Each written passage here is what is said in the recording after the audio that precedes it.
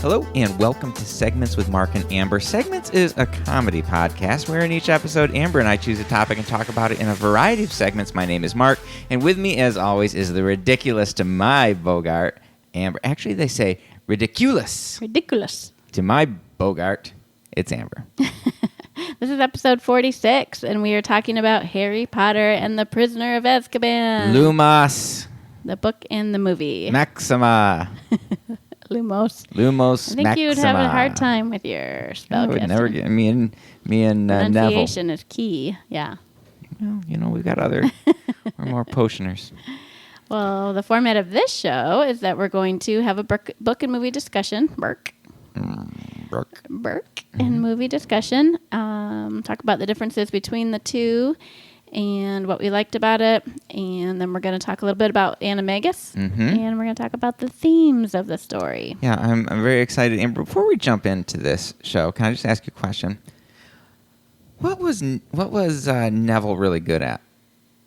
Do we ever find him that we know in real life he grows up to be a relatively handsome gent.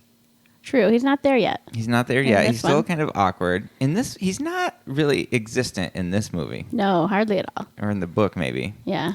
He One was time good at standing up to his friends in the first that's right. movie. Book. So he's just courageous. He's not a great wizard, but there's a lot of wizards. They're just existing. They're just average, and sometimes they're just kids. Not everybody can be the best at Not something. every 13-year-old's going to be saving the world. Exactly. Thank you for that. Well, we'll talk more about that in themes. All right. Amber, so we got some feedback. We did. We kind of got a record-setting amount of feedback. It made me so happy. That's very great. So why don't you start? All right. We've got Tara said, our last episode was about jungles, by the way. Yes. If you're tuning in just to hear about Harry Potter, we can leave a timestamp in the show notes on the podcast. Sure. Yeah, we can do that. Page. So if you would like to jump ahead, you can do that. But we always go into a little feedback from our previous episode. We've been doing every other episode Harry Potter for now. When the books get longer, there might be more of a gap. But our last episode was about jungles, nothing to do with Harry Potter. So this feedback is also about jungles. Tara said, has anyone mentioned Jumanji yet? Also, the TV show Lost has an epic jungle full of craziness and intrigue. Absolutely. So here's the thing. Yeah, Amber, let us know your thing. I thought of both of those because I love them both. And I thought, well, I can't talk about them because I've already talked about them on segments. And Mark said that was ridiculous. And I thought, no, people want to hear something new, something fresh. So I had to think of 5 jungles that I hadn't talked about, which surprisingly, there's a lot of overlap in jungles with other things that I enjoy.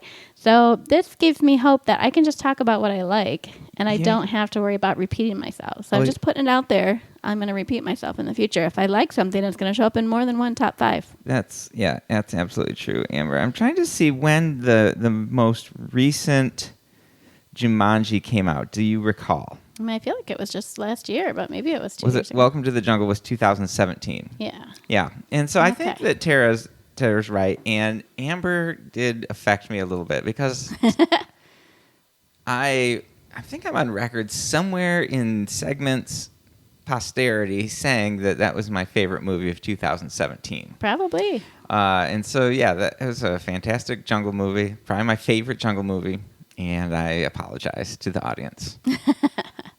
I also I feel like I talked extensively about Lost not too long ago, but I can't remember what the topic was. But that is a great jungle. It's got a smoke monster. It's got a polar bear. It's got just random trees rustling. It's got a hatch in the ground. It's got random trees rustling, as does any beach.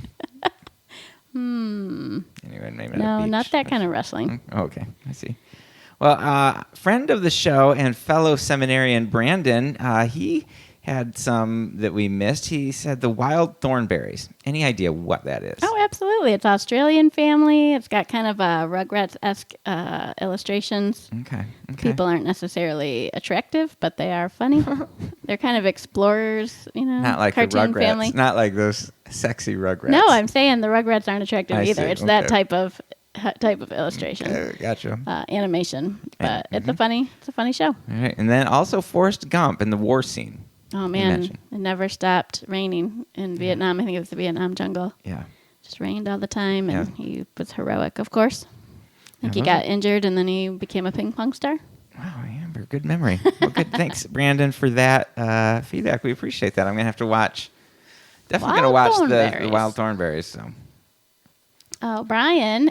Not only did he comment, but he also shared on his own page. Yeah, that was so exciting. Brian is the hero of the segments universe this week.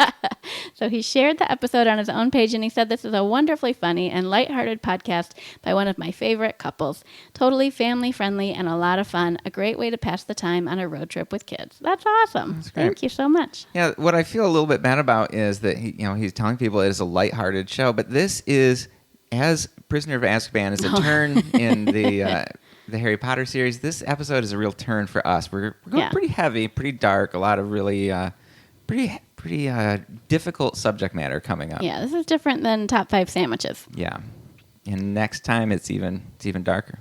Next Harry Potter, yeah. No, I'm just talking regular all episode? of our episodes. Oh, we're just going dark. We've handled all the lighthearted topics, and now it's just So next time it's war. Okay. Genocide. Awesome. No, I can't think of it. Top favorite wars.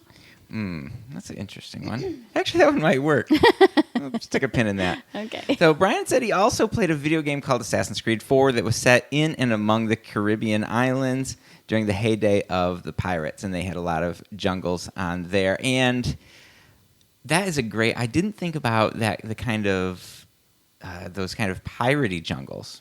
Yeah, definitely. And I didn't think about video games as a form of pop culture where jungles or any other thing that we're talking about might be. So I'm hoping that we have a topic in the future where I can use a video game as an example. Yeah, there was a Battlefront on the jungles of Felucia. They're a totally radically different Star kind Wars of, Battlefront? Yes, and it was a totally different kind of jungle. Had glowing plants and stuff, but still, yeah, it's still a jungle for sure. And then you got obviously Endor. We talked about that. But yeah. Anyway, so that is awesome, Brian. Thank you so much for that feedback.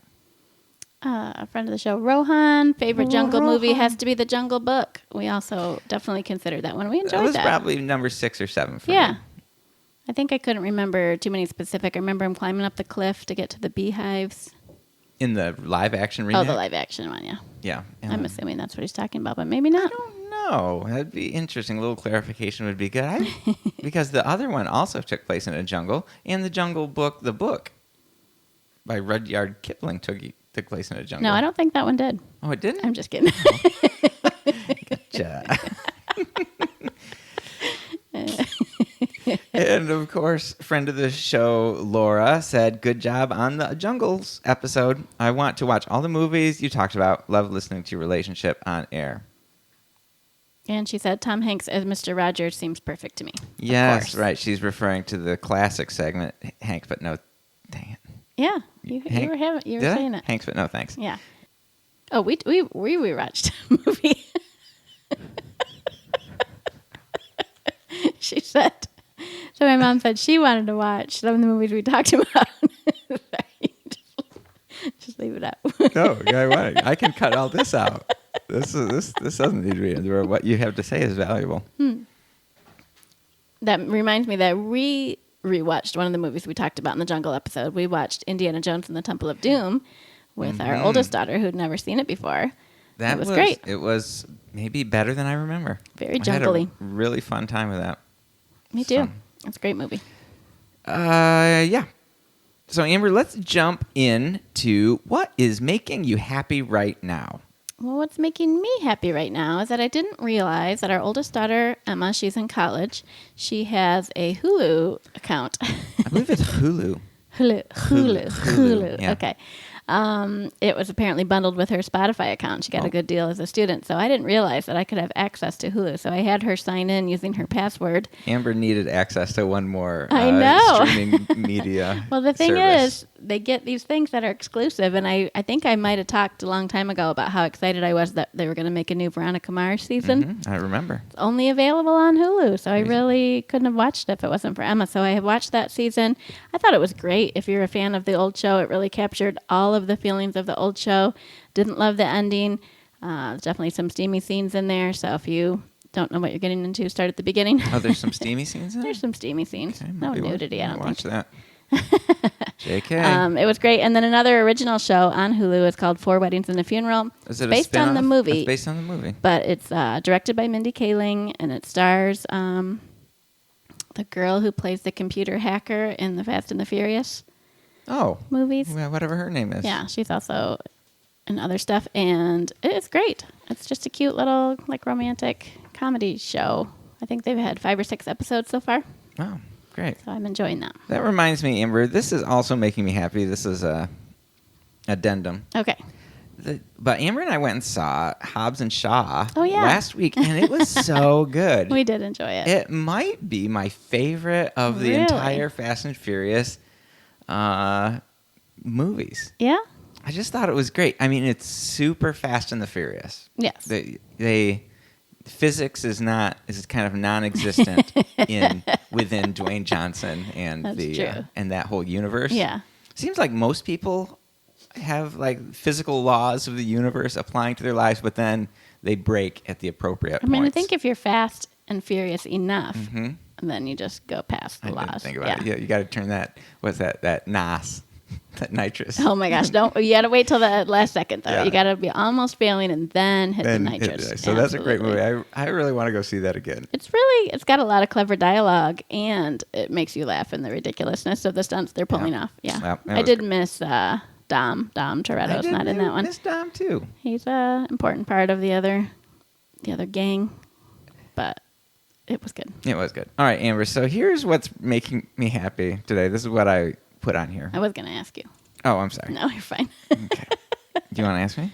Mark, what's making you happy? Well, Amber, what's really making me happy is this 4-panel comic that I stumbled on both Facebook and Instagram today. I follow this account called 22 Words because sometimes they have like articles or something that I think could be useful for the segments brand. Okay. And this isn't necessarily that. It's a comic drawn by CAW4HW. I have no idea what's that. CAW4HW. Maybe it's an online comic. I don't know what it is. But it's this guy, he's sitting at a restaurant, he's ordering something with a waiter. Okay. He says, "Yeah, I'll have the chef salad, please." And the waiter says, "Excellent choice, sir. I'll be right back with your dish." The waiter runs into the back and says, "The customer demands your salad, chef." And it's this crying chef that says, "No, please, my wife made me this." And I laughed out loud for like 4-5 minutes. As I just thought it was the funniest thing. And I was like I never laugh out loud at comics. And this idea that there's the chef's salad. It belongs to him personally. He brought it from home. I don't know why it was so funny to me. I'm glad it delighted you. I'm thinking it's not very good for what's making me happy, but it just did. It did, and maybe it'll make some other people happy. Last night, our son Josh, was helping me work at the church. Okay. And we were coming home. On our way up from Vandalia, we hit Three Rivers, and I said, "Do you want to go get some dinner?" And he's like, "Yeah, that'd be great." And so we stopped at Wendy's there in Three Rivers, and Wendy's, their credit card machine wasn't working, and I don't carry cash. No. It's 2019. Exactly. And so I took off, and with me were this older couple that they're like, "I can't believe this. Their credit card machine doesn't work. We're going to go over to McDonald's." And so I said, "Josh, where do you want to go?" He's like, "Oh, McDonald's sounds good." So we ran over to McDonald's, which, as you know, is just a couple minutes there from Wendy's and Three Rivers. We sat down, and I've not been inside a McDonald's in a long time. Okay. And this one in Three Rivers is kind of small. And we go in, and it's got a very small counter with like one register on it. I'm like, that's very strange. But they had these 2 or 3 stand-up touch screens where you could order. Sweet. I'm like, oh, that's pretty cool. So we did that, and we had a really good time doing the touchscreen order situation. And then you take a number, and you put it on your table, and they're supposed to bring your food out to you. Okay. So we don't even have our cups. We got nothing. We're just that's sitting weird. there. Usually get cups. Okay. And so we're just sitting there, and about, 10 minutes later, which is a long time in McDonald's world, this lady, from the manager or assistant manager, I think there was a real manager there, but I think this was like what do we call it? Like a shift manager. Okay. And she comes over and I was like, I'm very sorry. They're cleaning the grill. It's a mess right now. Is there something that you want besides a quarter pounder? And I was like, well, what, I'll just get what Josh got. Josh got a Big Mac. And I'm like, that's fine. She said, all right, great. And Josh was like, why do they have, why can't they make a Big Mac and not a quarter pounder? Yeah, it seems like they both need to and cook. I'm like, well, I don't know. And so we sit there for about another 10 minutes or something. And I'm just like, what is going on? And this shift manager comes back and she's like, I'm very sorry. And she gives Josh and I both this like business card size coupon, and it's for a free ice cream cone or a free dessert at your next visit. I'm like, okay. And she's like, I'm really sorry about the wait. She comes back a second later and it was like, is there anything that I can do to is there anything I can get for you while you're waiting for your food? I'm like, well, like, what are you talking? Like, I don't need to. Just bring the food. And then she's like, I can give you a full refund. And I'm like, okay, that's fine. Yeah, that's great. Because it has been 20 minutes. It has been probably 25, 26 minutes at this point. And so can you see back there the grill? No, we're sitting around the corner. Are there a huge line of people? Is it drive-through like crazy? How do you exist without a grill? I don't know. I have no idea what's going on. So the older couple from Wendy's comes in after us. Yeah. They also are in the same situation. They're sitting there with no food. And then these young, looked like high school kids, they came in, and two of them got food, and one was sitting there without food. So maybe he ordered like chicken nuggets or something that didn't need a grill. Yeah, and then the older people, they get their food. Oh. And they're eating, and we're kind of bantering, back and forth, because there's a weird situation that we've been sitting in a McDonald's for 40 minutes. Burgers or some kind of sandwich? I think so. I didn't really look to see what they had. But they had to wait. Maybe they ordered the chef's salad. And then I walk up, and I'm just like, because Josh and I were discussing this, and I was like, do they think that the refund meant that, we're done with you? But you still are considering to sit here. We've let you go. We've released you to the wild. And so I go back up there, and she's like, I'm really sorry. The grill's warming back up. And I'm like, it's been 45 minutes at this point. And it wasn't like that far from dinner time. It wasn't midnight or something. No, it was like 6:30 we got there. Maybe it was later than 6:30, but it was. Yeah. And so we're waiting, and now so I was a little bit irritated, because I'm like, McDonald's is fast. I go back, and the fact that it's not immediate, I'm a little bit irritated with that. I was like, you know what? Whatever. They're going to cook it up. I'm sitting here with my son. We're having a good time. And so I'm happy and just chatting. Josh and I are having a really nice conversation. I don't sit down with Josh very much because he's 18 and he's off doing his own thing. So it worked out really well. But about the 50-minute mark, I'm just 50 irritated.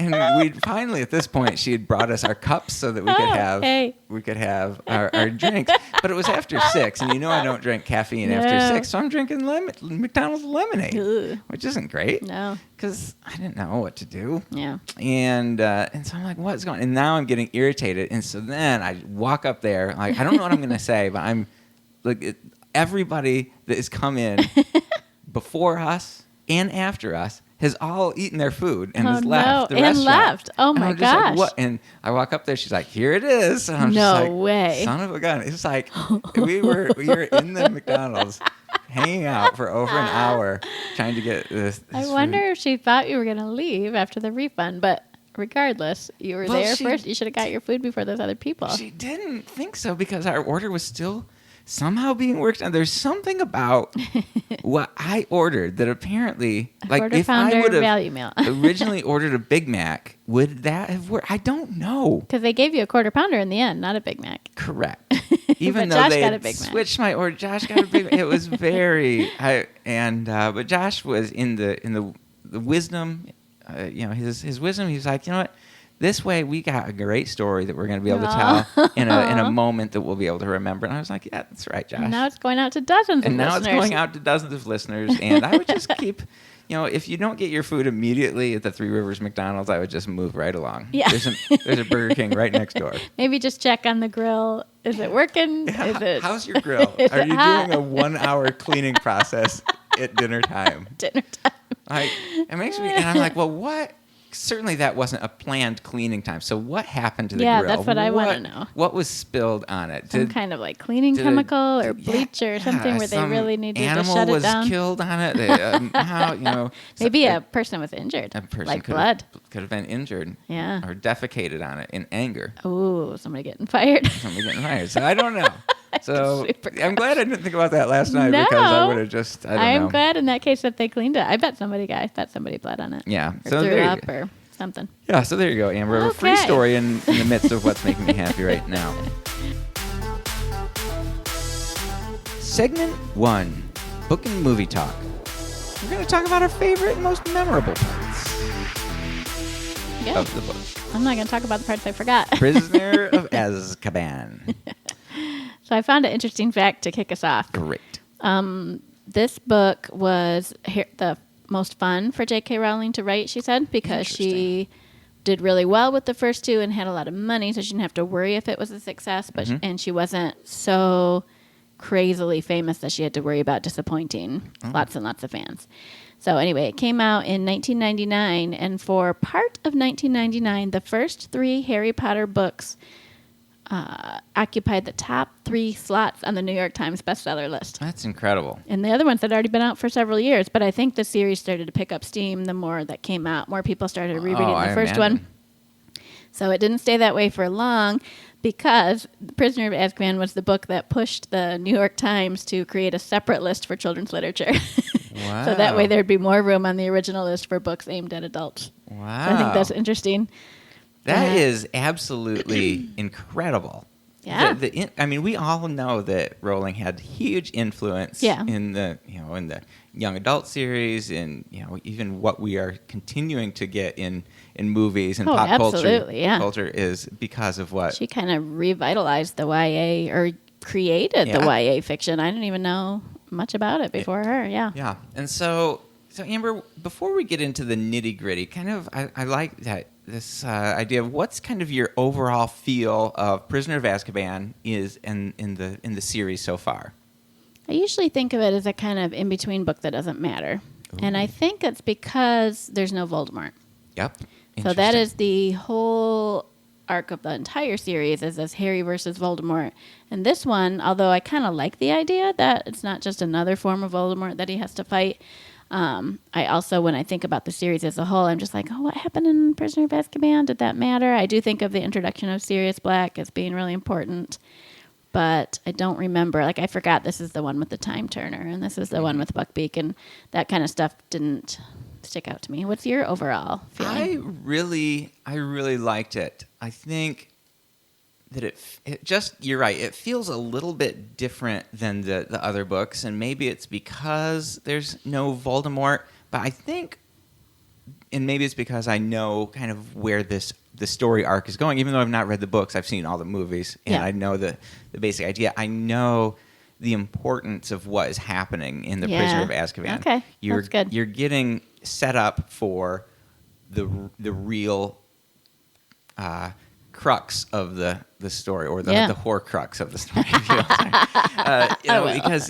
Because now you're starting to get a picture of the larger world that is happening within the wizarding world. It's not just there's this bad magic guy that hates the good magic kid, and he's going to try to kill him for whatever. Now we're starting to see that there are groups of people, good guys and kind of gray people and bad guys that are all kind of fighting and kind of working, trying to live in this world. And we see, I think that Sirius and Remus are both pretty significant in the fight against Voldemort in the future.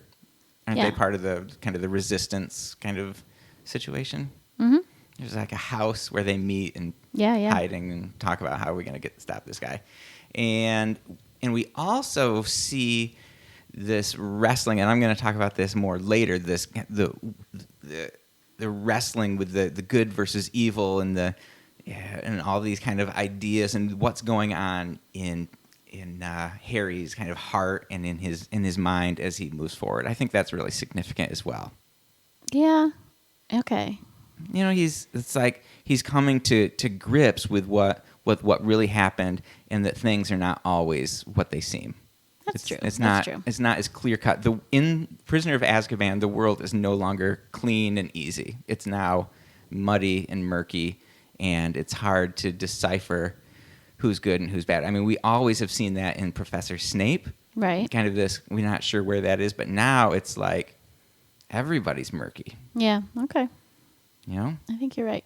So It's hard for me to. We just watched the movie last night, and I finished the book a couple of weeks ago, and so I keep thinking like the movie didn't flesh that out very good, but the book definitely did more. Yeah. So I really enjoyed it. I don't know if it's my favorite of the 3 that we've seen so far. I don't know. I'd have to watch them more.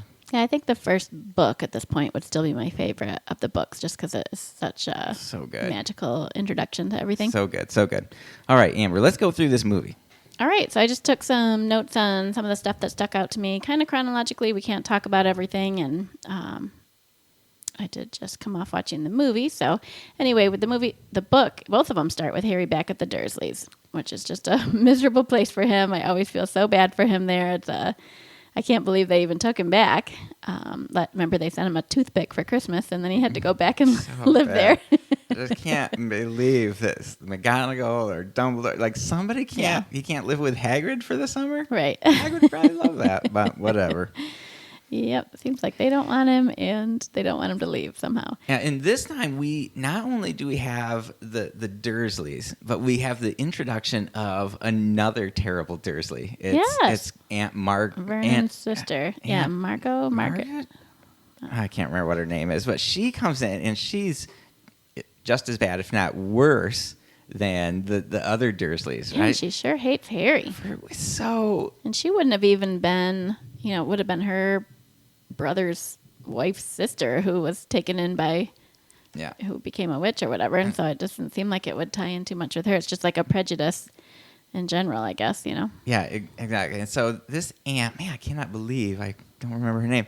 Harry wants him to sign that piece of paper. I felt so bad for Harry. Man. Just sign this so stupid thing so I can go to Hogsmeade. Yeah. And Dursley, you miss most of this in the movie. They do it in like 2 seconds. But in the book, it's like, hey, will you sign this thing? Oh, no, Aunt, what's her name is coming. You have to act like you were going to this Brutus's, the Brutus's school for, corrupted youth or whatever. It sounds like a disciplinary boys' academy or something. And he's like, fine, but if I do that, will you sign it? Yes, I'll sign. I'll sign your paper if you toe the line and you keep this story. And so they're hanging out, and she is terrible. She's being terrible to Harry, and then she starts talking about Harry's mom and dad she even uses the B word in the book and in the movie. And she says it's just like a dog. If there's something wrong with the B word, then there's something wrong with the mother, the puppy or or the whatever. puppy. Yeah, and that was terrible. Harry gets mad, and her wine glass breaks. Is that all they say in the book happens? The wine.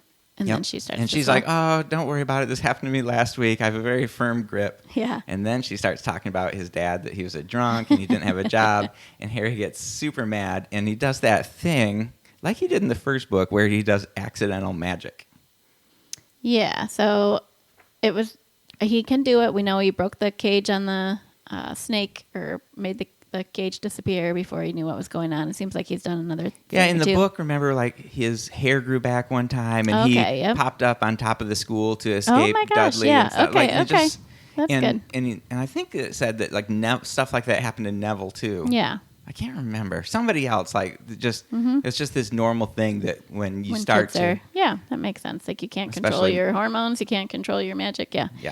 So I think that a couple of differences in the movie, which I did not like, is that it opens up with Harry kind of trying to do his homework under his bed covers to hide from the Dursleys, and using his wand to light up the paper. Lumos Maximus. Which almost any thing you Google about problems with Prisoner of Azkaban will say, Harry can't do magic. What is he doing? He shouldn't be doing magic with his wand, which is something that's been well established. So this guy, this new director, was not familiar with the theories. I mean, he must have watched it or read it at some point, but they said before he took the job, he had no familiarity with the series whatsoever. So it just aggravates me. And then when they had him do the magic with the mean aunt, who I'm trying to look up her name, but I cannot find it. Yeah.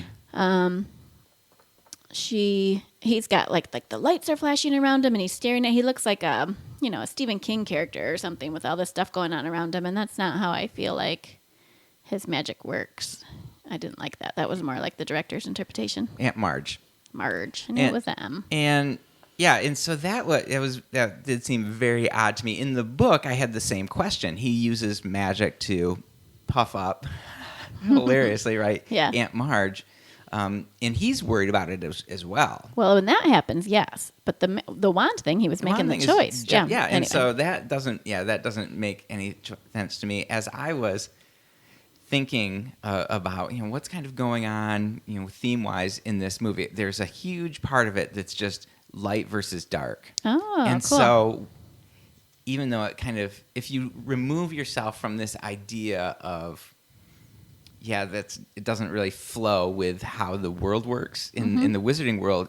So starting with like Harry's in his dark place, and he's kind of using not just Lumos but Lumos Maximus, and he's trying to engage with the darkest light place, side, the Dursley's house. and so that's just kind of what I thought. So I didn't like it, but I was like, if the director, which I liked a lot of what he did, is kind of starting the movie with this juxtaposition of light versus darkness.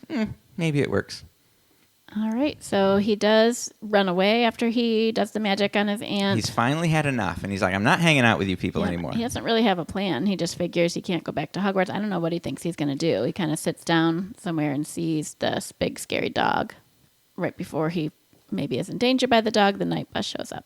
That's a big part a lot of people like about Prisoner of Azkaban. It's the night bus. Yeah, the night bus. Hilarious. Yeah, and I liked both of them. They're a little bit different in the movie and in the book. I thought. I don't remember there being two. There definitely wasn't the little. Was that kind of shrunken head? Is in the movie, and I thought that was funny. Jamaican. That wasn't in the movie, or that wasn't in the book. And then there's a driver and the guy from the book in there.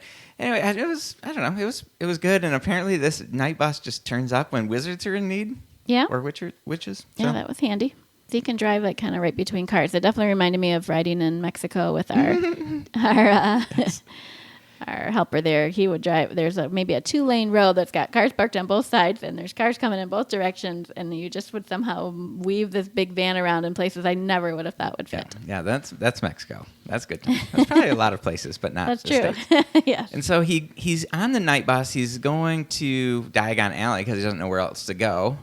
Yeah. And he's concerned. He's like, well, what am I going to do now? I'm going to be expelled. I'm going to have to figure out something to do with my life. And he gets off the bus, and who's waiting for him? It's Cornelius Fudge. But he's not mad. No. He's actually very happy to see him. Which is a big surprise. Very shocking. He's like, why aren't I being expelled? He's like, mistakes happen. We're not going to hold that against you. We're just glad you're okay. And after last time, they told him one more time and you're out. Yeah, this was definitely different. And so he's just like, something weird is going on. And they're like, well, you can just stay here. School starts in a week, so just stay here. And we got old Tom or something. I can't remember what his name is. Going to keep his eye on you. You just stay here. Just don't leave Diagon Alley, and you're fine. That didn't. He goes to school the next day in the movie. Yeah, but in the books, he's got a couple weeks, and it's actually a pretty great time. And it's great. And this is where he discovers the firebolt. Is it in he sees Diagon it in the Alley? shop window. And he sees, it's the World Cup team is gonna be, everybody's gonna be flying these things, and they're fantastic. And it kind of sets that up, right. which is a huge part, I think, of the book. It is 0 part of the movie. True. He gets to the very end, but ending scene. Yeah. Which was unnecessary. Why would you even put it in? Yeah. So very strange. He did in the book. He knows that there's a criminal on the loose. It's even on Muggle TV. The Sirius Black has escaped from jail. They put it on the Muggle TV too because they wanted everybody on the lookout for him. So then the Weasleys show up at Diagon Alley to get the kids' school supplies and things, and he overhears them talking and realizes that he specifically is in danger from Sirius Black. So he kind of starts to put it together, maybe why Cornelius Fudge was okay with him being there and stuff. Yeah, exactly. And so I think this was really interesting. They're setting up this mystery and this, who is this Sirius Black and why is he after Harry? We don't find out there that he is Harry's godfather. We just find out that he is somehow responsible for the death of his parents at that point, right? But Arthur Weasley says, whatever you do, Harry, whatever you hear, don't go looking for him, which seems like the most ridiculous thing. Why would I go looking for this madman? But he knows the Godfather bit, and he doesn't. And Harry picks up on that. Why would I go looking for him? Yeah. It's a mystery. They get onto the Hogwarts Express. Yes. And everything's going up. And then all of a sudden the train stops. Which it never stops. It never stops. They're not there yet. And the other weird thing is there's like, why is there's an adult on the train? Yeah, sleeping in their room, of course. Like, who is this? Oh, it's Professor R.J. Lupin. Hermione, how do you know everything? Sitting right on his luggage. And so they're in there, and they're like, oh, is he asleep? Good, because I have some secret stuff to tell you. I know. Like, what world? It's like, okay, great, guys. And the Dementor comes in the movie and in the book, and it's a big... I think the movie did a good job of depicting the Mentors. Yeah, they're pretty terrible. And they come in and freaks Harry out. He faints, which is a big deal, especially in the book. Like, because nobody else faints. Yeah, Draco does not let that go for the first half of the book. And he hears the scream of his mother, and he starts seeing things. And he's like, "What's going on? What happened?" He's like, then Lupin jumps up and does a Patronus on him and kicks it off. So now we have Lupin, who is probably, one of my favorite characters in the series up to this point. Hagrid's way low. I like Hagrid, all right. He's all right. But Lupin, man, he is fantastic. I think that J.K. said it's one of her favorite characters, too. Really? Yeah. I think he was pretty well cast because they said in the book that he was just like real shabby and run down looking all the time, and that's how this guy looked, too. That's perfect. So, yeah, I loved that. So it's the third year at Hogwarts. Where's Hogwarts? The big exciting thing is that the third years can go on excursions to Hogsmeade if they have a permission slip signed, which of course Harry does not. He tries to get McGonagall to sign it for him, and I feel like maybe she would have if it wasn't for the threat with Sirius Black, which she is aware of, but she doesn't say that to Harry. Yeah, and they do, and I think all the Trelawney stuff is kind of important. You know, he's reading tea leaves, and she's predicting his death, but McGonagall says she always predicts somebody's death. Don't worry about it. It's not a big deal. Yeah, that was a little bit reassuring. I think she mentions the Grimm specifically. So he's already seen this dog. I think did he see something in the clouds that looked like a Grimm? I don't know. He saw him outside the night bus, and he saw something there's something in the tea leaves. And so there's this kind of reoccurring, what's going on with that. I think that'll come back to be more important. But the other new class that they have, which they apparently didn't have before, was this Care of Magical Beasts. Right. And now whoever was retired, and now it's going to be Hagrid. And they're so excited. And Hagrid is so excited. Everybody's excited. Everybody loves Hagrid. I like Hagrid. Everybody else loves Hagrid. and so in the first class, I think this part, the first class, he takes them, and he's going to introduce them to a hippogriff. And how do you approach a hippogriff? And he's like, I think it's really great in the book. He comes up, and he's like, you got to bow, and then the hippogriff will bow back, and it always works out, and Harry can touch it, but everybody's freaked out because it's this giant mythical beast. And he makes it very clear that you have to be super careful, and you can only approach it if you have permission, and all the stuff ahead of time. He does what he needs to do. Does what he needs to do, and he jumps on. In the book, Malfoy's not paying attention. In the movie, he comes. He's obviously like eating an apple or something. It's not. He's like, oh, if Potter can do that, because Potter took a big flying thing, and it was really cool. He enjoyed that. And Malfoy's like, well, I can do that. He goes up and doesn't bow. He's insulting. Yeah, he insults it. The thing, whatever it is, the hippogriff. The hippogriff, and it attacks him or slashes at him, and probably gives some sort of a gash on his arm or something. It's a big claw. It might have even got him all the way down to the bone. But Harry's literally had all the bones in his arm disappear. Like that he can be healed from this injury pretty quickly. Yeah, they make the biggest deal, and goes back because his dad is Lucius Malfoy. Malfoy, now he's talking to whoever the supervisory board of the school is, and Hagrid has to go to trial, and Hermione, in the midst of her craziness, like, well, how'd you end up here, right? How'd you turn up here? You weren't here. Oh, I was always here. What are you talking about? How are you taking arithmancy? Yeah. How do you fit that in your schedule? Yeah, it's very suspicious what's she's going got on with Hermione. 9 credit courses on her schedule, and everybody else has 7 or something like Yeah. that. Very strange. Another kind of thing that goes throughout the book is Hermione gets a cat at the beginning, Crookshanks, which when I was researching is a part Kniezel, I have no idea which what is that a magical type of cat that's especially good at detecting untrustworthiness. In the book, Ron sends him a magical thing that turns red or something when somebody untrustworthy is about. Oh, you're right. I don't know. I don't know if that comes up again in the book. I can't remember, but it's at the beginning. When you said that it detects untrustworthy things, I'm like, oh, Harry had a magical Yeah, untrustworthy I think people. Ron says it doesn't work very good because it's always going off, but it's always by his rat. Yeah. So Crookshanks is Hermione's kind of familiar, her animal, and it's always after Ron's rat, which kind of makes sense, cat chasing a rat, but it really puts a divide between in Hermione and Ron's relationship. In the movie, it makes it seem like they're just getting closer and closer, and it kind of shows them flirting a little bit. But in the book, they really have a big and I think fight. that's They don't huge. talk for weeks or months. Yeah, because it looks like the rat Scabbers is dead, and he blames Crookshanks, Yeah. and that tears them apart. The other thing that tears them apart is she tells Oh, yeah. McGonagall about the firebolt, and Yes. the firebolt gets taken from them. Harry gets for a secret weeks. gift of the super cool broom. And they don't even know for sure it's from Sirius, They but don't they know what- think it might be, and then Hermione thinks it might be cursed jinxed. or Yeah. hexed or whatever, and so they're and so from what I can tell, weeks of Yeah. them like avoiding Hermione and being mean to her, and there's this definite tension in the core relationship. Absolutely. So another cool thing that I thought of, I think it comes up in this part, is the Marauders map. Oh, man, He that's gets- maybe my favorite part. And he can't go to Hogsmeade, and so George and Fred give him the Marauders map that they stole from Filch in the first year. How they figured out how to use it is unclear, That's but a very good question. and so he uses that. There's a couple of different passageways out of the castle to get past the Dementors and into Hogsmeade. And this one goes through the hump of the one-eyed witch, which is kind of a weird thing. I don't know. It's a statue in the castle. In the castle. And he can get behind it and take this passageway.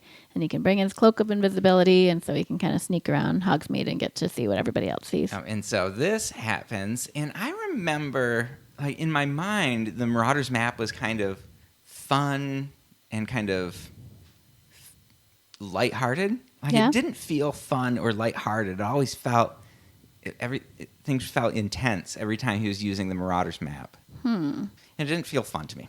I liked wonder it. if I they love use the it more Marauders. in the future, and it's Yeah. in more of a fun way. Because mischief managed, and I solemnly swear I'm up to no good. Like I Yeah. remember those things being kind of goofy, and I think that that's how Fred and George would have used it. Absolutely. But Harry is like, wait, in the movie, all of a sudden he sees Peter gotta Pettigrew. stay alive, yeah. Because they really the movie moves so fast. Yeah. It's pretty crazy. And he sees Peter Pettigrew, and he goes out to look for him, and he can't find him because he's a rat. And then all of a sudden Snape is there, and Snape catches him. In the book, it's a whole different thing. Yeah. It's because of Hogsmeade, and there's the invisibility cloak, and he's in the office. Both times, Lupin comes to kind of save him and takes the map. and takes the map. And Lupin knows about the map, Well, yeah, he helped create it. which is beautiful. He's So one he's of the one Marauders. of the Marauders. And, That's so cool. And so that begins to unfold this story that, oh, wait, here's some more backstory. Not only is Lupin this kind of cool, kind of goofy, bedraggled guy, but he's also a friend. He went to school with Harry. He went to school with Sirius. He was friends with Peter and with James. And so there's the 4 of them, and so there's this connection. And I loved that part of the story. I loved that backstory, not in the movie. No, it's not. I think that would have been really good to include.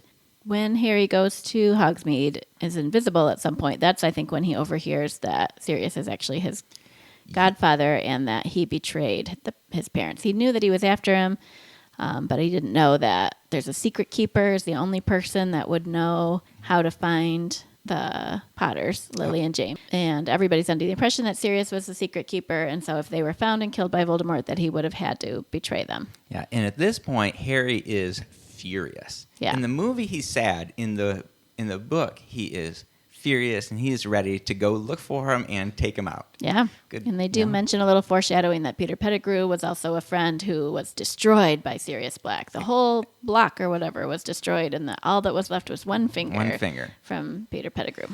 Yes. And so here we have this idea of like things are not as they seem. A story is given to Harry, and Lupin believes it, and everybody believes this story, but things end up not being quite as they appear, which we find out pretty quickly. I don't know what happens, but eventually, Buckbeak gets killed. Yes. That's what happens. So between that Hogsmeade event and the next Hogsmeade event, Buckbeak is killed, and the three sneak down there and kind of are with Hagrid. But he's like, no, here comes Dumbledore and Fudge and the executioners. You guys got to go away, and you'll get in trouble. And Buckbeak is sadly killed. And then right after that, I think, is when Ron gets grabbed by the dog. That's right, because they find Scabbers in Hagrid's hut. And so all of a sudden, we're sad for a second, but then all of a sudden, the dog, the Grim, whatever it is, comes bounding out and attacks Ron and drags him through the hole in the Whomping Willow. And the whole time, and Crookshanks is there. Like the dog comes out. The chapter is called "A Dog, a Cat, and a Rat" or something like that. Yeah. And so all the animals are there. And in the book, he actually breaks Ron's leg, which is gross to me. Yes. Oof. And drags him into this thing. They have to figure out how do we get through the Whomping Willow, which actually kind of a cool scene in the movie, seeing the Whomping Willow kind of throw them around. And yeah, that's pretty cool. In the book, Crookshanks knows how to get in, like touches the button with his paw that makes the tree stop. Which is better. It was definitely better. I just liked seeing the Whomping Willow in action. It's a weird tree. It's a very strange tree. And we find out why the Whomping Willow gets planted there, because the thing leads to the Shrieking Shack. The Shrieking Shack is where Lupin is taken, because Lupin's actually a werewolf, and he would go there during the full moon to keep him away from the other students or some such thing. Howl in misery, so that's where the shrieking came from. Everybody thought he was a ghost. So they put the tree there to make sure nobody else found the secret passageway. And so now they're up there. This is the best part of the movie. It really is. So Ron's taken away by this dog. Harry and Hermione figure out their way through the Whomping Willow because of Crookshanks, follow the tunnel. What? Oh, is everything okay? And Ron says, it's a trap. He's an animagus. Uh-huh. Oh. And she was like, and I'm like, I read that, and I'm like, what's an animagus? I can't remember. And you turn around, and Sirius is standing there. And Sirius is cackling and laughing and kind of acting like this crazy guy. So real quick before we dive into this, Amber, earlier in the book and in the movie, the painting is the fat lady painting is destroyed. Yes. And Sirius breaks into the Gryffindor common room and slashes the curtains on Ron's wakes bed. Up Ron, yeah. Why did he do that? And it all sets up. Oh, he's a crazy guy that's trying to kill Harry. We know that's not true. So what was Ron's he doing? Bed, he must have somehow known that Peter was there. So he saw a picture of the Weasleys in Egypt, and he recognized Peter because he only had one. He was missing a finger on one of his paws, and he was one of his good friends. So he was after Peter the whole time. That's why it was Ron's bed, not Harry's. Okay, that's right. And so he was just trying to get in there, and for whatever reason, maybe he didn't have the passwords, and that's why he attacked the fat lady? I don't know. It definitely made him seem more crazy than he needed to be. Yeah. So anyway, we've got this crazy guy, and we think, now he's here to kill Harry. And then the whole story, no, I'm not here to kill you. I'm here to kill Peter Pettigrew. And Ron's not, you're a nutter. He's mental, he says. He's mental. He's not me. I'm not Peter Pettigrew. He's like, not you, the rat. And they eventually make him. And Ron's like, he's been in my family for 12 years. And Sirius goes, isn't it curious that he's lived for 12 years? Like, it's not a real rat. And so then Remus Lupin comes in. Yeah. And like he Expelliarmuses the wands or something. So they can't hurt Sirius. Oh, yeah. In the movie this happens real fast, but in the book it's a very somehow realistic struggle that they're able to overcome. Yeah. Sirius. And Harry is ready, and the book actually says Sirius was caught off guard because it was such a foolish thing to do, but he was ready to do as much damage to Sirius regardless of how much he got hurt. And it was just like, he was just like, I'm going to get revenge because of what you did to my parents. Right. And so he didn't care about anything. He didn't care about his own safety. He was just going to at least hurt this guy. Yeah. And then Remus comes in, or Lupin comes in, and Expelliarmus is all the wands. He's good at, and then he helps Sirius up, and they embrace. Yeah. And it's just like what's happening? What's going on? Hermione freaks out. I trusted you. Yeah, because she had figured out he was a werewolf, which there were some clues, but I don't think I ever guessed it before. When I read it the first time. Yeah, when he saw the boggart, which becomes what you're most afraid of, it's a glowing orb, which was the moon. And then when Snape had to sub for his class, that was the he best. assigned them a report on werewolves. Turn to page 394. And we know that Snape is making a potion for Lupin, and even when he drinks it, he seems way sick. So there's some hints, but it's hard to figure out if you don't know. But of course, Hermione figures it out. Of course. She's had it figured out for a while now. And so then they transform Peter, and they get the whole story. The story comes out. Sirius is like, I am responsible for your parents' death, Harry, but not for the reason you think. I thought it would be a brilliant idea. Nobody would think that Peter, the cowardly little Peter, would be the secret keeper, right? And so it's even more safe.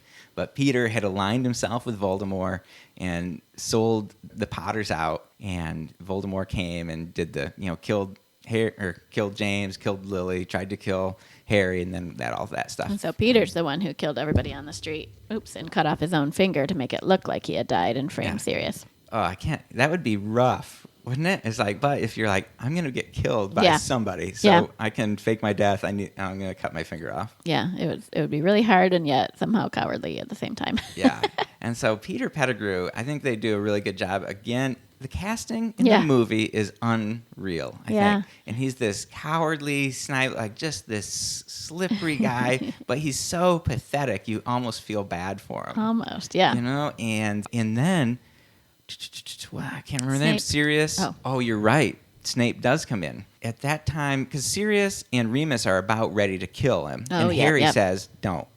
My dad wouldn't want you guys to be murderers, which I think is really sweet. Yeah, it is. Some grace coming from Harry. And then Snape comes in, which is great. And we get more backstory on Snape. These guys were pretty terrible to him. And so this, I think, brings in this idea of not everything is good guys and bad guys. Because here you have the Marauders. Can you do, what's the names? The Padfoot, Prongs, Wormtail, Moody. Moody, yes. And so you have that in there. And so they're secretly animagus, which is illegal. We'll get into that in a minute, yeah. They're pulling pranks on poor Snape. They're just goofy kids, but they're not perfect by any stretch of the imagination. So they're a little bit gray in some areas, and Snape is, they did something that definitely threatened his life. I think, did they lock him up with the werewolf? They drew him to the Whomping Willow without knowing how to turn it off, is what I think is what I remember. It was definitely something that could have killed him. Almost killed him, and James saved him. Kind of like when they threw Joseph in that pit in Genesis, and then what his name came, and like, well, I better pull him out of that pit. That's not a very good thing to do. Anyway, so I just love that scene. It's just fantastic. It is amazing. So they've captured Peter. They've got him tied up. Snape's unconscious. They're coming out of the Whomping Willow, heading back up to the castle, and the full moon appears. And Lupin forgot to take his potion. Yeah, and he turns into a very everything bad wolf. falls apart. So he turns into a werewolf. He lets go of Peter Pettigrew, who's then able to turn into a rat and run away. Sirius turns into a dog. He tries to fight the werewolf. Eventually, the werewolf gets scared away, and Harry's chasing Sirius down by this pond or lake or whatever, and then all the Dementors come. Yeah, and so then you've got these Dementors are sucking the life out of them, and Harry's trying to use his Patronus, and it's just not strong enough. Maybe he kind of deflects one or something, but there's so many. And all of a sudden, from the other side of a lake comes this, he sees something, this huge light, this stag eventually, right? That shoos all of them away. Yeah. And then they pass out. Snape comes to and takes him back to the castle. And Harry... Just as Harry's passing out, he sees a figure by the stag, and he thinks it looks like his dad. Looks like his dad. Who could that be? Yes, everyone. And so he's back in the castle. Snape's giving his version of the story. Oh, these children, they've been taken over by a confoundium spell or whatever, and so they don't know what's going on. This is what's going on. Let's turn Sirius over to the Dementors. Pettigrew, he's dead. There's no evidence that Pettigrew's anywhere, and it's all bad. They wake up in the hospital wing, and then this thing happens at the end of the book, after the big climax, that I thought was the big climax. Right. I guess it was. And Dumbledore comes in and tells them, "You've got to fix this," in his kind of weird Dumbledore-y kind of way. Right. 3 turns should do it. And all of a sudden, Hermione pulls out this, what's it called? Time turner. A time turner. And she's like, well, this is how I've been getting to classes all year. And they go back in time. In the book, 3 hours. In the movie, 5.5 hours. Would you do that with your classes if you could? Get done in half the amount of time. But she had to do all the homework. I don't know if she could return back time for homework as well. I don't think, well, no, she certainly couldn't, I think, because of the amount of work that she was doing. I think it was very controlled. Okay. We learn from Hermione that McGonagall and all of the wizarding world is like, man, you got special permission. You can't mess with time. You can do it for these 2 classes. But she's everybody else is partying because of the Quidditch matches. She's studying, and so I don't think that she has extra study time. It definitely seems like she's studying extra. So, Yeah. all right. And so she is following whatever rules were given to her. I do not think I would do it. I don't think I would. I just don't. Yeah, no, I don't think I would do it because it's not the class. That's not the hard part. Yeah, good point. I would do it just for the homework for the classes I'm currently taking. Right. Could see that. Yes. All right. So Dumbledore clued him in and said, you need to retrace your steps is a good place to start. And so they realize what time it is. It's time for Buckbeak's execution. So they run outside and they see themselves going into Hagrid's hut. They hide out over there. They realize that if they wait until Fudge and Dumbledore arrive and see Buckbeak outside and then rescue Buckbeak, that he could be saved from execution and Hagrid wouldn't be blamed because they would know he was out in the yard when they got there. Yeah, I thought that was really good. And Dumbledore didn't tell them what to do. He said 3 turns will do, and if all goes well, you might be able to... More than one innocent life may be saved. Yeah. So good. That was pretty cool. Dumbledore cares about old Buckbeak. Yeah, Dumbledore. So one thing where this so there's a scene in the movie that you and I were talking about. It was in the book too, but Sirius has broken into the castle. All the kids are sleeping in the Great Hall. Okay, yeah. And Dumbledore and Snape are talking as they're walking amongst the kids. And then I'm pretty sure in the book, Snape says, should we tell Potter? And Dumbledore says, probably should, but let him sleep. Yeah. And in the movie, he says something ridiculous. Oh, man. I had it pulled up here, but something about let them dream, let them float in the oceans, let them bask in the clouds or something really weird. It's not. And it's just like, is Dumbledore high right now? It's like, what is going on? Like, that was the weirdest. That is what it sounded didn't like. mean anything. No. I mean, I guess it's kind of Dumbledorian in the sense that it's like he's wise and. No, it didn't feel wise. No, I think that's what they're going for. Sure. And it just felt like, anyway. I did not. Most of the time, that. I love Dumbledore, right. and that was not a true to Dumbledore statement. I'm going to blame Alfonso Cuarón or whoever it is that does this. Okay, so Dumbledore says more than one life might be saved tonight, and so they run down to Hagrid's there. Rescue Buckbeak, kind of set him off to the side for a little bit, and then they wait for themselves to come out of the Whomping Willow. So at this point, they're hoping they're going to let everything play out, and they're just going to rescue Sirius from the tower so he doesn't get kissed by the Dementors. Yes. Yeah, and so they get Buckbeak, they're waiting, and then in the book, Harry's like, oh, I better go, because they're in Hagrid's shack, I think, in the book. And he's like, well, I better go out and just keep an eye on things so that I know when we're supposed to go. And so he just wanders down to the lake, which must not be far from Hagrid's shack.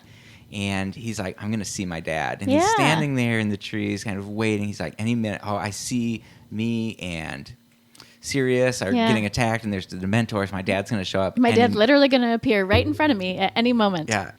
And it doesn't happen. And then all of a sudden, Harry steps in and does his Patronus. Yes. And as they're escaping, and he saves them, as they're escaping, and Harry's like, I knew that I could do it because I'd done it before. Does that make any sense? And Hermione's like, no, it doesn't make any sense.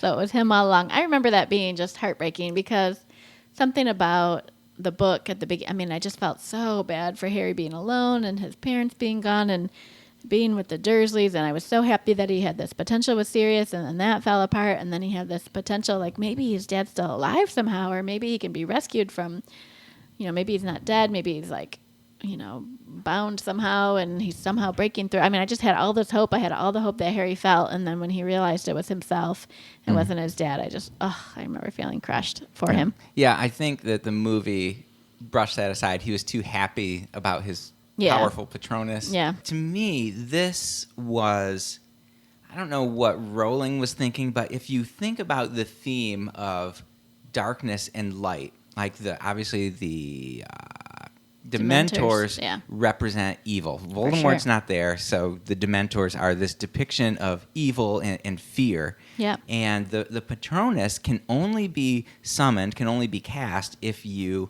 hold on to good thoughts or happy thoughts. True. And that's the power. That's what powers this spell. And so it's legitimately good versus evil kind of meeting right there. And always the power of good is going to overcome evil. And I just think that is a significant part of this whole overarching story. And I do too. That's why I think I see it in the very opening of the movie with the Lumos Maximus. Yep. There's goodness and darkness. But then we even see that there's just all this murkiness in the good versus evil. It's not as clean cut. Peter Pettigrew is a Gryffindor. And yet he is bad. And then you have Snape, who's a Slytherin, who, even though he's a jerk, he does save them over and over again throughout the movies. And then we also start to go, wait, is Snape bad? Is he a villain, or is he just a victim of all these difficult situations? And so suddenly it just gets real murky. Yeah. But Harry reveals himself, I think, to be good by using the Patronus, by sparing Peter Pettigrew, and so he steps into significantly the side of good. He is not gray, though. I think we see him struggling. I'm just going to kill Sirius. I'm going to do this. Whatever it takes. Even Hermione kind of punching Malfoy, which was, I love that, but it's like, man, she's not as, she's just the good girl that always does the right thing. Now she's a little bit more murky. She's not always doing the right thing. Well, I guess we saw that with the Polyjuice potion. She was ready to kind of break the law a little bit if she had to. So anyway, I loved the Patronus, the big stag Patronus part. Yeah, that was very cool. Basically ends with them rescuing Sirius and letting him fly off with Buckbeak, the hippogriff. So he's on the run now because there's no way to prove that he's not guilty. Everybody still thinks he's an escaped prisoner at this point. And poor Harry doesn't get to. He was so excited he gets to live with Sirius. This is going to be great. Yeah. The movie, I was like, you really quickly moved from hating this guy to being excited to living with him. The book is a little bit slower of a burn, but still pretty fast. Yeah. So I thought it was great. I loved the book. I am ready to actually read it again. That's how much I liked it. Wow. Well, that's exciting. Yeah. So I definitely wondered about the animagus. You had asked at one point, do we hear the word animagus the first time when they're in the Shrieking Shack? Oh, wait a second, Amber. Okay. Segment 2. It's all about the animagus. Oh, nice. Does that work? Yeah, it's kind of like an all about that bass kind of a joke. All about the animagus. Animagus has 3 syllables. And bass has 1 syllable. Okay. Anyway, carry on, Amber. We wondered about this animagus situation. When did we first hear about it? So in the movie, we hear about it when Snape is subbing for Loomis. He asks the question, what's the difference between an animagus and a werewolf? Or a lycanthrope or something like that. I think that McGonagall might say it in the book because she is an animagus during Transfiguration. She might have talked about it there. But I'm not positive. Did you read, Amber, do you have this in front of you, the process that it takes to become an animagus? It's ridiculous. So why aren't there more animagus? It's a very complicated process. McGonagall learned it when she was 17, when she was attending Hogwarts, and she had permission to do it because she was studying Transfiguration and she wanted to do it more. But most of the time you can't. You have to be registered with the government to do it because they don't want situations like we have in this movie where people are disguised as animals and sneaking into Hogwarts and whatnot. And so So the process is extremely difficult. So when they first talked about it, they said it's just really time consuming and there's a lot of room for error. You could end up being permanently stuck, half person, half animal, and it could have all these problems. And so a lot of people just don't try to do it. So you have to hold a single. This is how you do it, according to HarryPotter.fandom.com. Witch or wizard must keep a single mandrake leaf in their mouth for an entire month from full moon to full moon. If the leaf is removed or swallowed, the witch or wizard will have to start over again. At the next visible full moon, if the night happens to be cloudy, one will have to start over. The wizard must spit the leaf in a phial within range of the moon's pure rays. To the moonstruck phial, the witch or wizard must add one of their own hairs, a silver teaspoon of dew that has not seen sunlight or be touched by human feet for 7 days, and the chrysalis of a death's head hawk moth. The mixture must be put in a quiet, dark place and cannot be in any way disturbed. The next thing that must happen is the wizard must wait for an electrical storm, whenever that may be. During this waiting period, the wizard must, at sunrise and sundown, without fail, chant an incantation with the tip of their wand placed over their heart.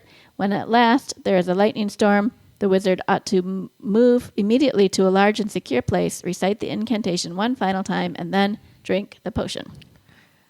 Yeah, I don't know why that irritates me so much. It's so ridiculous. That was obviously made up after the fact. Yeah. It just seems silly. Yeah, it's so, nobody's going to do that. I like the idea of more like it just takes a lot of practice somehow, like becoming a professional violin player or a famous painter. Like you have to put in the hours of practice. That makes more sense than this leaf in the mouth thing. Who so they all did out? that. James and that, like during school.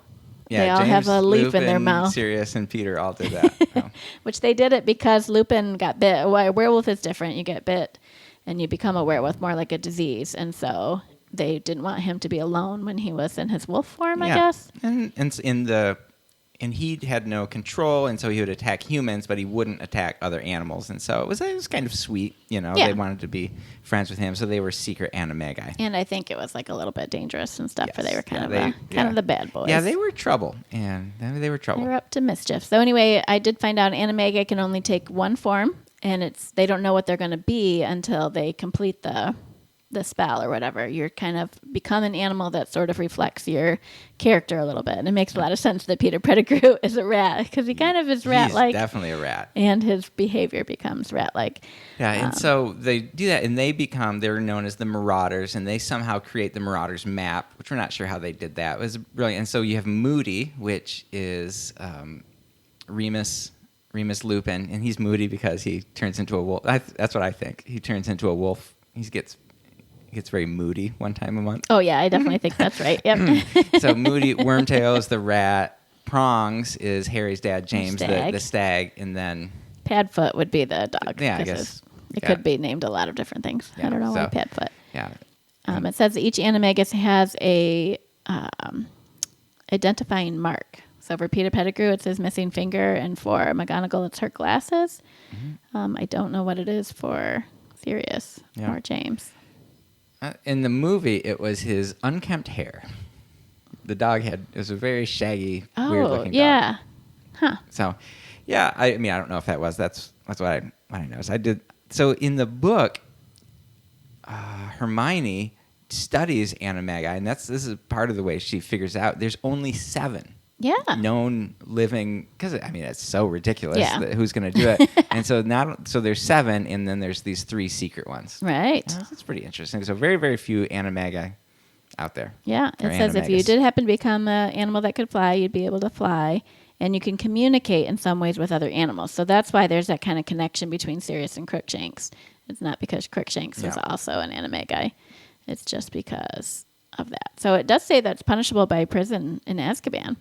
And so it feels like even if they clear Sirius of it's not all clear cut anymore. He's still in trouble. Not.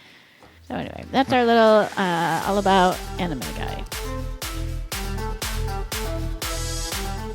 Segment 3, Themes in The Prisoner of Azkaban. So, Amber, we've talked about most of the themes. There's just one thing that I want... Good versus evil, light versus dark. Yes, exactly. Okay. There's one thing, and this is overarching in all 3 of the books that we've read so far. Okay. But friendship is an absolute... I mean, it just is important in all the movies. We see that in the 3 main characters. But what I liked about this movie was that the friendships were all tested. Especially we see that between Ron and Hermione. Okay. And even because Hermione told McGonagall about the firebolt, it was very tense between all 3 of them.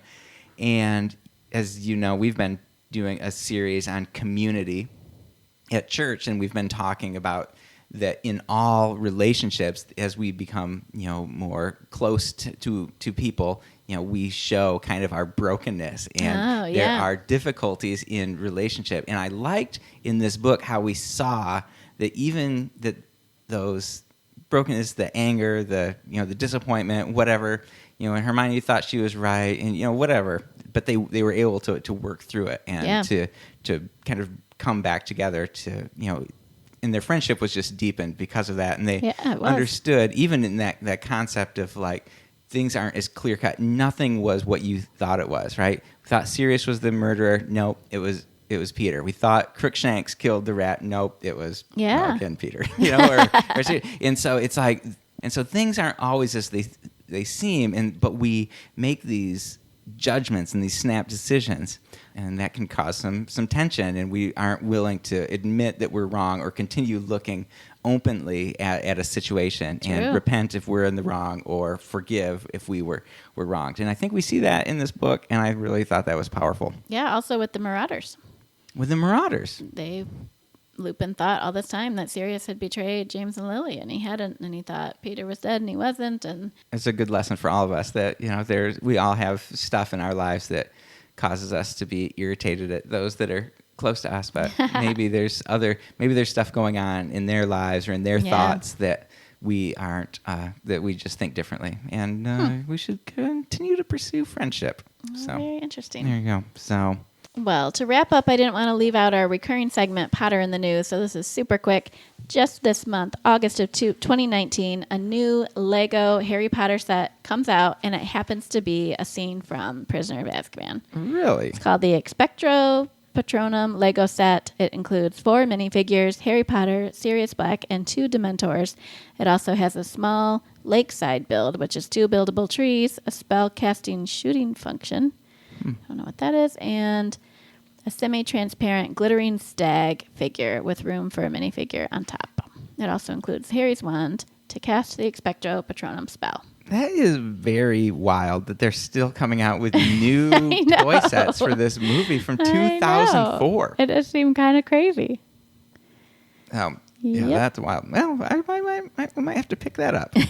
I haven't picked up a Lego set in a long time, and it would definitely be Star Wars if I did. It's only 121 pieces. I feel like if I got a Lego set, I would want it to be a big put-together thing, like a puzzle. Yeah, you're right. This looks kind of bland. Okay, awesome. Well, thank you so much for joining us. We would love to hear from you. You can leave feedback about this episode on Twitter or Facebook at SegmentsCast, or you can send us an email at segmentscast@gmail.com. Or if you want to, you can leave a comment on the episode page at segments.libsyn.com.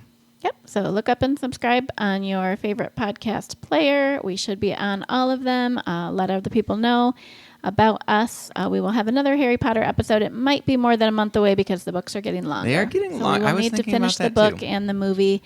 But eventually we'll get there, and we'll have some other great segments episodes in between. Yeah, and we would love to know your comments and your thoughts about the Prisoner of Azkaban. What is your Patronus? My Patronus? I don't know. Probably like a hedgehog or something Mine stupid. was a robin. They tell you on Robin? Pottermore. Oh, do they? Yeah. Well, I'll have to look into that. A robin. A robin? I don't know. I don't think it's like an animagus where it reflects your personality. Maybe it does. I don't know.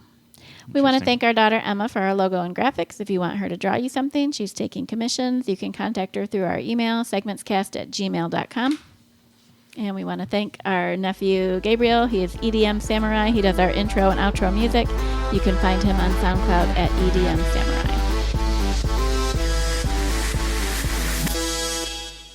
Amber, I just have one other thing I want to say. What's that? Do you remember what Hermione's Bogart turned into? Oh, rounds with a spider. Mm-hmm. I feel like it would be homework, like a failing grade or a bad. That's right. Professor McGonagall giving her a failing grade. What I like about that is what does that tell you about Hermione? Ooh, she's an Enneagram 3. She's such an Enneagram 3. Maybe that's why I like her. What would your Bogart be? I don't know. There was that time I took Greek 1, the first one, and I got an A-, and I emailed the professor. He's like, this is how it's going to be. Trying to figure out how that could have happened. And he told me to settle down. So I think that there's a real good chance that it might be that. That would have been the same thing. What about you? What's your Bogart? I mean, just death. Death. A cancer diagnosis. Interesting. That's I believe that would be Voldemort's Bogart as well. Interesting. So maybe you should stop using the dark arts. Okay.